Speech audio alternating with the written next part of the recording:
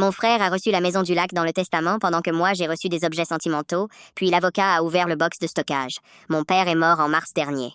Crise cardiaque, 68 ans, aucun signe, aucun adieu. Le jour du testament, mon frère est arrivé en costume, comme s'il venait signer un gros contrat. Moi, j'étais encore en jean taché de graisse, sorti tout droit du garage. Puis l'avocat a lu. À mon fils, je lègue la maison familiale au bord du lac, au 4782 Clearwater Drive, avec tout le mobilier et le bateau.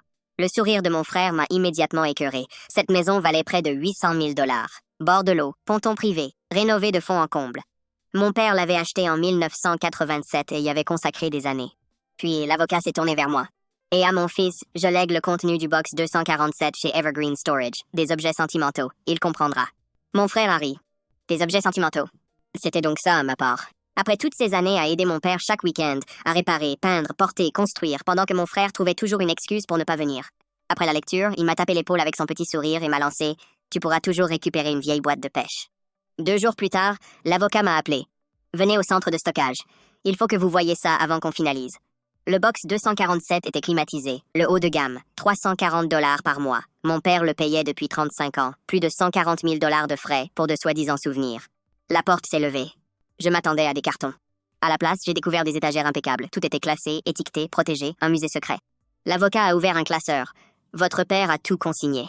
Puis il m'a montré la collection. Guitare vintage, premières éditions signées, Rolex, Omega Moonwatch, Comics Rare, carte de baseball, certificat, expertise.